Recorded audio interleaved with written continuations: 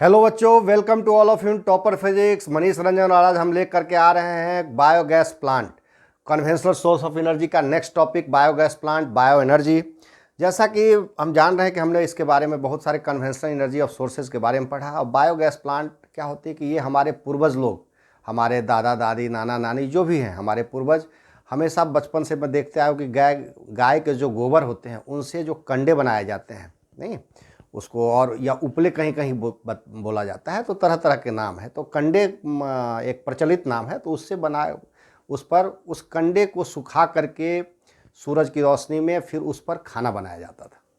नहीं, आज भी गांव घर में देखोगे तो बहुत जगह बन रही है उसी तरीके से। तो ऐसा सदियों से होता रहा है, इसीलिए इसको कहते हैं कन्वेंशनल सोर्स ऑफ एनर्जी या ट्रेडिशनल सोर्स ऑफ एनर्जी भी इसको कह सकते हो, ठीक है ना, कहते ही हैं। तो इस तरीके से होता था, लेकिन उसमें दिक्कत क्या होती थी कि उसमें पॉल्यूशन काफ़ी होता था, धुआं काफ़ी निकलता था।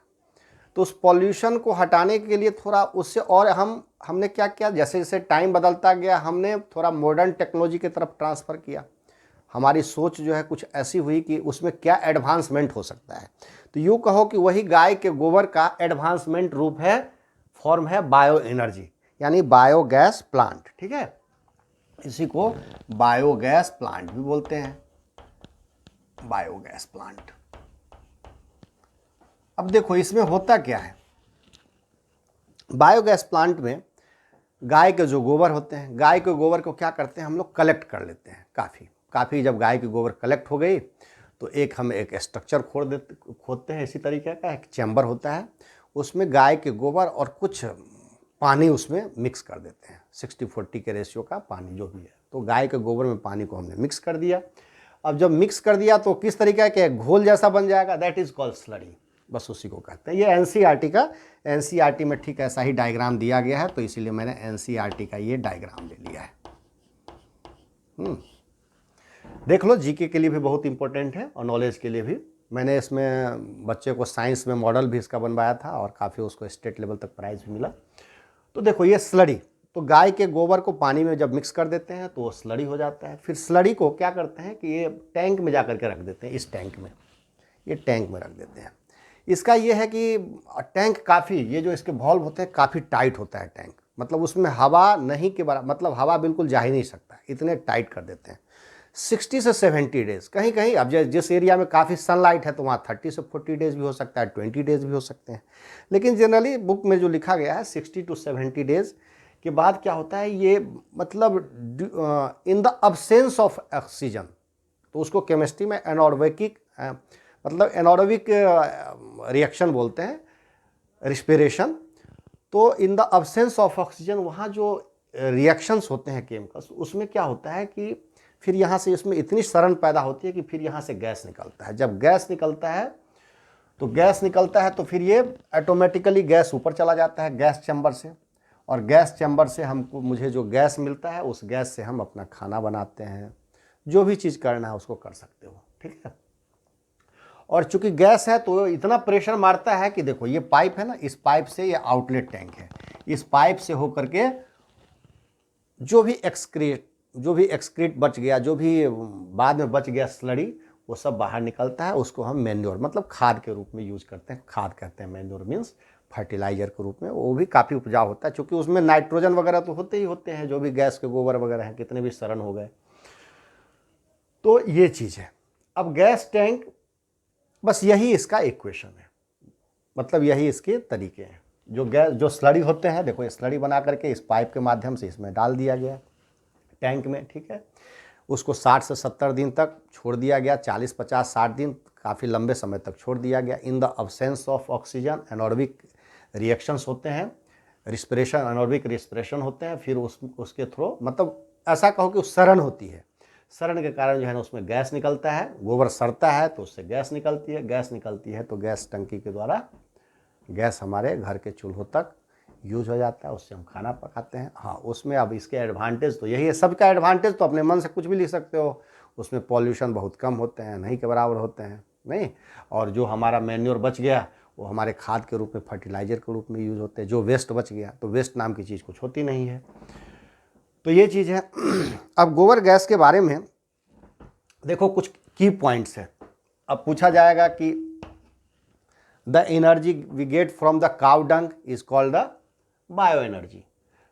और उसमें ऐसा नहीं है कि केवल काउ डंग ही हो सकता है, जैसे कचरा, सब्जी वगैरह कुछ भी बच गए, जो भी कचरे हैं, अभी मैं बोलना नहीं चाहता, लेकिन ह्यूमन के जो वेस्ट हैं वो भी इसमें यूज कर सकते हैं। लेकिन अब पूछेगा कि बायोगैस का क्या डिफिनीशन है, तो बायोगैस का डिफिनीशन मतलब क्या, बायोगैस के बारे में जो तुम्हारे पास नॉलेज है उसको तुमने लिख दिया, वही बायोगैस का डिफिनीशन हो गया। तो biogas is a mixture of, ये जानने वाली चीज़ है, biogas is a mixture of methane. Methane का होता है, मीथेन मतलब CH4, इसका केमिस्ट्री में इसको बोलते हैं CH4, ठीक है। कार्बन डाइऑक्साइड CO2, ठीक है। Hydrogen H and hydrogen sulphide H2S, ये सब गैसें हैं। मतलब क्या कहेंगे कि biogas is a mixture of methane, carbon dioxide, hydrogen and hydrogen sulphide. लेकिन एक चीज, ये चीज होते हैं। सेकेंड, बायोगैस कंटेन 75% देखो 75% ऑफ मीथेन। मीथेन मतलब CH4, जब केमिस्ट्री पढ़ोगे क्लास 10th का हाइड्रोकार्बन, उसमें मीथेन का CH4, क्योंकि जो भी हाइड्रोकार्बन है तो वो जल करके क्या करता है, हीट पैदा करता है। जब भी कोई हाइड्रोकार्बन है, चाहे पेट्रोलियम प्रोडक्ट हो, जो चाहे कोल हो, जो भी हाइड्रोकार्बन के प्रोडक्ट, खास करके CH4 जैसे, क्योंकि कार्बन और हाइड्रोजन है तो हाइड्रोकार्बन हो गया। Gas which makes it an excellent fuel, कहता है biogas contain 75% of methane CH4 gas which makes it excellent full. मतलब ये बायोगैस क्यों अच्छा है, उस क्योंकि कारण ये है क्योंकि इसमें जो 75% होते हैं ना, वो मीथेन पाया जाता है। ये गैस जो है ना, इसमें 75% मीथेन पाया जाता है। ये बहुत अच्छी बात है, ये सबसे important. Third, biogas is produced by the anaerobic degradation of animal waste like cow dung और प्लांट वेस्ट, मैं बताया, लेकिन मोस्टली तुम लोग काउ डंग का ही समझो। Biogas is produced by the anaerobic degradation. Anaerobic मतलब in the absence of oxygen, मतलब anaerobic means in absence of oxygen. Oxygen के अब्सेंस में जो रिएक्शन होता है एनोर्बिक रिएक्शन है। तो एनोर्बिक डिग्रेडेशन मतलब एकदम सर गल जाना, पूरा सर गल जाता है। ऑफ एनिमल वेस्ट मतलब गाय का भी गोबर हो, भैंस का भी गोबर है, किसी का भी चीज़ का गोबर है, लाइक काउ डंग और प्लांट वेस्ट, जो भी पेड़ पौधे भी हैं, कच्चे जो भी चीज़ हैं, हरी साग सब्जी जो घर के वेस्टेज बच गए, उसको भी उसमें चाहो तो डाल सकते हो, ठीक है। तो ये बायोगैस के लिए जो मैंने लिखा है, उस ये मेन 3 इंपॉर्टेंट्स रख लिया। अपने मन से अब इसमें और कितने सारे पॉइंट बढ़ा सकते हो। हाँ, it is pollution free, it is eco friendly, जो लिखना है लिख सकते हो, ठीक है, लेकिन इतना काफ़ी है। तो ये हो गया बायोगैस प्लांट के बारे में काफ़ी डिटेल जानकारी। अब इसको तुम भूलना भी चाहोगे तो भी बहुत सारे जीके याद हो जाएंगे। चलो एक बार और हम रिवीजन कर लेते हैं। क्या होता है, देखो काउ डंग होता है, नहीं, काउ डंग, इस काउ डंग में क्या करते हैं, थोड़ा और वाटर मिक्स कर देते हैं। ये काउ डंग में वाटर मिक्स हो गया तो क्या बन गया, स्लरी बन गया, ठीक है ना, स्लरी बन गया ये। अब इस स्लरी को क्या करते हैं, इस टैंक में डाल देते हैं। टैंक में डाल दिया हमने, कितना देर तक, फॉर 60 to 40 डेज, जो भी डाल सो, इतने दिन तक डाल दिया, ठीक है ना, टैंक में डाल दिया। इसमें क्या हो जाती है, सड़न हो जाती है, डिग्रेडेशन हो जाता है, काफ़ी सड़न हो जाती है। कौन सा डिग्रेडेशन हो गया, एनोर्बिक डिग्रेडेशन हो गया। जब सड़न हो गया तो इसमें से क्या निकला, गैस निकला। कौन सा गैस निकला, मीथेन। मोस्टली क्या निकला, ज़्यादातर मीथेन निकला, कितना, 75%। और फिर इसी से हमें क्या मिला, फ्यूल,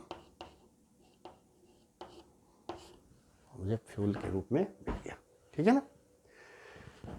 काउ डंग काव डंग में वाटर थोड़ा मिक्स कर दिया, फिर बन गया स्लरी। स्लरी को हमने टैंक के अंदर डाल दिया, कम से कम 40 to 60 डेज तक हमने रखा। फिर इसमें एनॉर्बिक डिग्रेडेशन हो गया, काफ़ी सड़न हो गई, काव डंग सड़ गया। फिर उसके बाद उससे जो गैस निकला वो मोस्टली देखा गया कि मीथेन है 75%। फिर उस गैस का हम फ्यूल के रूप में यूज करते हैं। ठीक है, तो खास करके बहुत सारे जगह पर, इंडिया में तो खैर बहुत जगह इसका प्रोडक्शन हो रहा है, गांव गांव सब में ज़्यादा से ज़्यादा है। ठीक है, तो चलो इसको बहुत अच्छे से नोट कर लो और काफ़ी अच्छे से पढ़ो, सेल्फ स्टडी बेस्ड स्टडी। लेकिन अभी मैं इसके बाद जो है ना थोड़ा सा बस ज़्यादा कम टाइम में एक विंड एनर्जी के बारे में, जो विंड मिल है, जो कि वो भी सिलेबस में है, तो केवल मैं उस पर थोड़ा ज़्यादा नहीं कम टाइम में उसको भी मैं चाहता हूँ कि क्लियर कर दूँ। ठीक है, तो इसको नोट कर लो, फिर मिटा देता हूँ। ठीक है, चलो उसको नोट कर लिए। अब last conventional source of energy में एकदम अब लास्ट टॉपिक है ये विंड एनर्जी। ठीक है ना, कन्वेंशनल सोर्स ऑफ एनर्जी में सबसे लास्ट है विंड एनर्जी। क्लास 6 7 से, बचपन से ही क्लास 4 5 से ही पढ़ रहे हो विंड से। विंड के एनर्जी से जो हम इलेक्ट्रिसिटी प्रोड्यूस करते हैं that is called wind energy. Wind होती क्या है, जब हवा काफ़ी तेज़ रहती है तो नहीं बोलते अरे बिल्कुल घर मत जाओ, मम्मी लोग बोलती कि अरे बिल्कुल मत जाओ बच्चे, आंधी तूफान जब आता रहता है। सिंपल जब हवा है तब तो लगता ही नहीं कि हवा है, ऐसे ही चल रहा है कुछ नहीं। लेकिन जब बहुत तेज़ आंधी रहती है नहीं, तो उस तेज़ आंधी से मतलब हवा का जब स्पीड ज़्यादा हो, ज़्यादा होने का मतलब क्या है कि वो काइनेटिक एनर्जी है। उस काइनेटिक एनर्जी से अब एक इक्विपमेंट्स के द्वारा, एक इंस्ट्रूमेंट के द्वारा, या खास करके जनरेटर के द्वारा हम क्या करते हैं, उस काइनेटिक एनर्जी को हम इलेक्ट्रिकल एनर्जी में कन्वर्ट कर देते हैं। और उस इलेक्ट्रिकल एनर्जी मतलब इलेक्ट्रिसिटी का फिर हम यूज करते हैं, that is called the wind energy. The energy generated from the kinetic energy of a wind is called the wind energy. ठीक है, अब देखो इसमें विंड एनर्जी में खास करके ये चीज़ है कि इसका जो काइनेटिक एनर्जी है, खास जैसे विंड आ रही है ना, विंड आ रही है यहाँ पर। अब देखो चलो इसके बारे में हम थोड़ा और देखते हैं। जैसे विंड आ रही है, खास करके जो कोस्टल एरिया होता है, क्या होता है कोस्टल एरिया, जो भी कोस्टल एरिया होते हैं वहाँ ये सब ज़्यादा होता है। कोस्टल एरिया,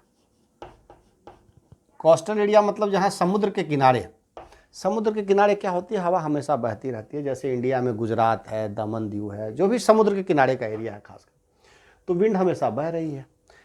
विंड क्या होता है, विंड में क्या होती है, काइनेटिक एनर्जी होती है। विंड में काइनेटिक एनर्जी होती है ना, काइनेटिक एनर्जी। अब कोस्टल एरिया में देखना, हवा एक स्पीड से रहती है, उसका कुछ स्पीड रहता है। तो काइनेटिक एनर्जी क्या होती है, देखो ये एक सिंपल, बहुत सिंपल डिज़ाइन है। एक पोल है, ऐसी बुक में समझाने की इसकी ज़रूरत भी नहीं थी, केवल एक दो पॉइंट्स याद रखने, लेकिन फिर भी मैं चाहता हूँ कि इतना अच्छे से समझ लो कि याद करने की ज़रूरत नहीं। कभी भी कुछ बोलना हो तो एक लाइन ऐसे ही 2 लाइन बोल सकते हो। ठीक है, तो ये पोल में ऐसे करके समझो कि ये जनरेटर है। ये जैसे घर में अपना पंखा घूमता है तो उसी को टरबाइन बोलते हैं, फिजिक्स में टरबाइन बोल देते हैं उस ब्लेड को। तो ये ब्लेड जुड़ा हुआ है, ये एक सैफ्ट है, सैफ्ट मतलब लोहे के रॉड के द्वारा ये जुड़ा हुआ है, ये जनरेटर है। जनरेटर क्या करता है, तो जैसे ये विंड यहाँ पर आती है तो ये ब्लेड घूमने लगता है। जब ब्लेड घूमने लगता है तो क्या हो गया यहाँ, काइनेटिक एनर्जी। काइनेटिक एनर्जी मतलब, kinetic energy parts of mechanical energy, ये घूमने लगा, मैकेनिकल एनर्जी हो गया। अब ये मैकेनिकल एनर्जी को जो जनरेटर है वो किस में कन्वर्ट कर देता है, इलेक्ट्रिकल एनर्जी में, और फिर इस वायर के द्वारा अपने घरों तक बिजली पहुंच जाती है। लेकिन ये तो एक ब्लेड है, 1 2 3 मतलब एक विंड, हाँ, ये पूरे सेटअप को जो हम लोग विंड मिल बोलते हैं, ये पूरे जो सेटअप है इसको क्या बोल देते हैं, विंड मिल बोलते हैं। ठीक है, विंड मिल बोल देते हैं। अब विंड मिल का क्या काम है, टू जनरेट, इस विंड मिल का काम है, ऐसा पूछता कि define the wind mill, the electricity generated from wind is called a wind mill. मतलब जो विंड से हम इलेक्ट्रिसिटी जनरेट करते हैं, विंड से जो इलेक्ट्रिसिटी जनरेट करते हैं that is called the windmill. वो मतलब windmill is a equipments, मतलब the electricity generated from wind is called the wind mill.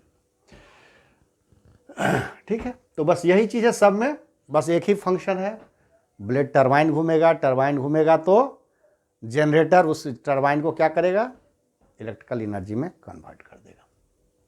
अब इसमें जानने वाली कुछ चीज़ें और हैं इम्पोर्टेंट मतलब इसको क्या है कि डिसएडवांटेज है। अब क्या होता है, हर जगह तो समुद्र होता नहीं है, हमेशा सालों भर हवा मिलती नहीं है, और विंड मिल चलने के लिए कम से कम सालों भर हवा होनी चाहिए। हाँ, एक चीज़ और मैं बता रहा था कि जैसे एक विंड मिल कितना इलेक्ट्रिसिटी पड़ेगा, कोई ज़्यादा तो नहीं करेगा। गुजरात में चले जाना और कहीं पर भी समुद्र के किनारे चले देखना, बहुत सारे विंड मिल लगे हुए हैं।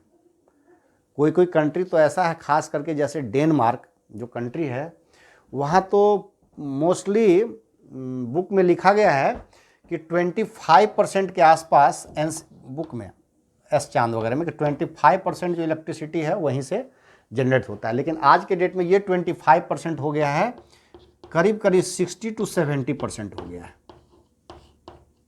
मतलब उस कंट्री का 60 से 70% इलेक्ट्रिसिटी विंड के एनर्जी के द्वारा होता है, क्योंकि समुद्र के किनारे का है। हाँ, तो ये पॉसिबल नहीं है कि हर जगह ये हो, और एक विंड लगाने से काम भी नहीं होगा, कितनी इलेक्ट्रिसिटी आएगी। इसलिए जब भी लगाया जाता है तो आगे चर्चा होती है, विंड फार्म की चर्चा होती है। मतलब विंड फार्म मतलब विंड एनर्जी फार्म, काफ़ी बहुत ज़्यादा विंड मिल, बहुत सारे विंड मिल लगे हुए हैं। तो चलो, इसका डिसएडवांटेज क्या है कि हर जगह अवेलेबल नहीं होता है। दूसरा, the minimum wind speed is 15 kilometre per hour. कम से कम ये पाया गया, ऑब्जर्व किया गया कि कम से कम 15 किलोमीटर पर आवर का स्पीड होना चाहिए विंड का, तभी हम इलेक्ट्रिसिटी इससे जनरेट कर सकते हैं। तभी वो ब्लेड घूमेगी, और जो जितना ब्लेड घूमेगी काइनेटिक एनर्जी प्रोड्यूस करेगी, मैकेनिकल एनर्जी प्रोड्यूस करेगी, तभी हमारी इलेक्ट्रिसिटी प्रोडक्शन होगा। नॉट अवेलेबल ऑलवेज, ये भी चीज़ है। The minimum speed is 50 kilometre per hour and it is not available always. हर जगह हमेशा जो है ना यह उपलब्ध नहीं होता, ये इसका डिसएडवांटेज है। मतलब ये हमारा अल्टीमेट सोर्स ऑफ एनर्जी है, लेकिन मतलब है कन्वेंशनली यूज कर सकते हैं, लेकिन इस पर हम फुली डिपेंड्स नहीं हो सकते। Second, the wind energy farm requires a large area of land. वही मैं बात बता रहा था कि एक विंड मिल से कितना इलेक्ट्रिसिटी प्रोड्यूस करोगे, इसके लिए एक फार्म होता है, जैसे खेती का फार्म होता है, ऐसे ही हजारों एकड़ में बहुत सारे विंड मिल लगा दिए, और सबको हम क्या करते हैं, ग्रिड से जोड़ देते हैं। जितने भी वायरिंग है सबको एक जगह कलेक्ट करके फिर घरों के अंदर जहाँ जहाँ डिस्ट्रीब्यूशन करना है करते हैं।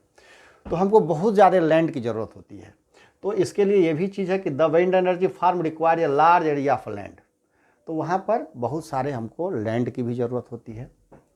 ठीक, तो जैसा ऐसा खास करके कहीं पर कोई बंजर भूमि है, नहीं, बैरन लैंड है, अनफर्टाइल लैंड, जो भी है, फर्टिलिटी नहीं है उस लैंड की, मतलब वेस्टेज लैंड है, तो उस तरीके का हम वहाँ पर यूज कर सकते हैं, तो जो कि हर जगह अवेलेबल नहीं होता। ठीक है, एक चीज़ और लिख दो, डेनमार्क को जो है ना जीके के लिए ही, ये बस जनरल नॉलेज के लिए, ये सभी चीज़ फॉर योर जनरल नॉलेज। ठीक है, Denmark is called the country of wind, ऐसा कर सकते हैं, Denmark is called country of wind. हवा का देश इसलिए क्योंकि वहाँ पर पूरे के पूरे विंड मिल से मोस्टली, ऐसा करो आज के डेट में still now 60 to 70% electricity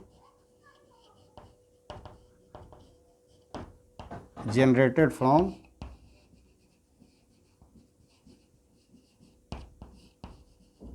wind. ठीक है ना, ये भी जनरल नॉलेज के लिए पूछा जाता है, किस देश को जो है ना कंट्री ऑफ विंड कहते हैं या कंट्री ऑफ विंड मिल्स कहते हैं, जो भी है, तो डेनमार्क है। ठीक है, ये भी पूछ दिया जाता है। इंडिया में सबसे ज़्यादा वही दमन दीव में। एक समय में क्या था कि करीब करीब, जैसे थोड़ा गूगल से सर्च कर लेना, बुक में दिया 1.1025 मेगावाट इससे इलेक्ट्रिसिटी प्रोड्यूस होती है वर्ल्ड में, और आज के डेट में ये कितना है, ये सब सर्च कर सकते हो इससे। नहीं, तो ये चीज़ हो गया, क्या हुई देखो। अब चलो इसका भी थोड़ा कर लेते हैं। विंड है, विंड में क्या होता है, काइनेटिक एनर्जी होती है। काइनेटिक एनर्जी ये क्या करता है, किसको मूवमेंट करता है, टरबाइन को रोटेट्स करता है। ठीक है, और टरबाइन क्या करता है, फिर टरबाइन क्या होता है, रोटेट्स होता है। बस फिर एक यही कहानी। टरबाइन से जुड़ा रहता है जनरेटर। टरबाइन जनरेटर के द्वारा, मतलब शैफ्ट के द्वारा जुड़ा होता है, शैफ्ट के द्वारा कनेक्टेड होता है। शैफ्ट घूमेगा, जनरेटर। अब ये जनरेटर क्या करता है, फिर इसको इलेक्ट्रिसिटी में प्रोड्यूस कर देता है। ठीक है, तो यही चीज है विंड मिल का। चलो, तो कन्वेंशनल सोर्स ऑफ एनर्जी पर करीब टॉपिक हो गई एंड। तो अब खूब अच्छे से पढ़ाई करो, और इसके बाद हम करेंगे अल्टरनेट सोर्स ऑफ एनर्जी के बारे में, जिसमें हम सी के द्वारा जो एनर्जी है, जैसे टाइडल एनर्जी, वेव एनर्जी, उसके बाद एक ओटी है ओशन थर्मल एनर्जी, इसके बारे में चर्चा करेंगे, बुक में है। फिर जियो थर्मल एनर्जी, फिर उसके बाद न्यूक्लियर एनर्जी, अल्टरनेट। ये कभी ना कभी हमारे परंपरागत रूप से इस पर हम पूरी फुली डिपेंड्स नहीं हो सकते। तो और सारे सोर्सेज हैं अल्टरनेट सोर्स। तो ट्रेडिशनली ये सब ट्रेडिशन का जो कन्वेंशनल सोर्सेज है, यहाँ पर आकर के होगी इंड, इसको अच्छे से नोट कर लो और काफ़ी अच्छे से पढ़ाई करो। Okay, all the very best.